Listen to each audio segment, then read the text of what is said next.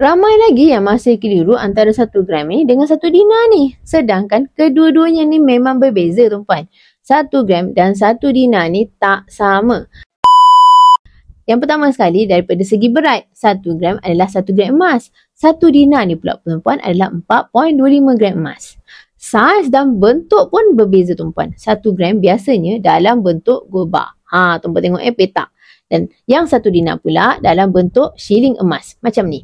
Yang ketiga tuan-puan, nilai dan harganya juga berbeza. 1 gram ini bernilai sekitar RM468 hari ini. 1 dinar pula tuan-puan lebih mahal sebab beratnya pun dah 4.25 gram. Besar daripada 1 gram ni tuan-puan.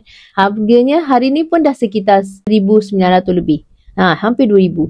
Kaedah belian 1 gram dan 1 dinar emas di Public Gold adalah sama je untuk semua jenis emas. Yang pertama sekali, tuan-puan boleh buat belian emas ni melalui physical outright purchase. Bermakna, jika tuan-puan ada RM468 per gram, tuan-puan boleh saja terus dapatkan gram emas ni.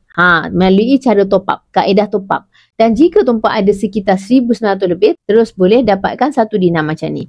Kaedah kedua-duanya adalah melalui simpanan di account gap, di mana tuan-puan boleh menabung gram emas secara sikit-sikit dengan modal sendah RM100 ataupun 1 gram.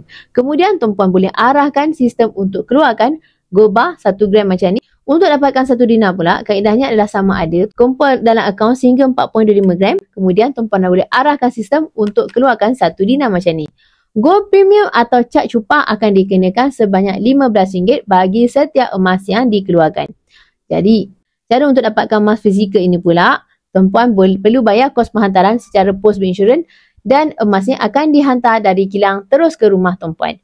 Bagi yang serius nak menabung emas, tuan-puan boleh klik link bio saya atau rujuk video yang telah saya pinkan untuk mendaftar secara step by step. Saya akan bantu sebaiknya. Emas, pasport kekayaan kita semua.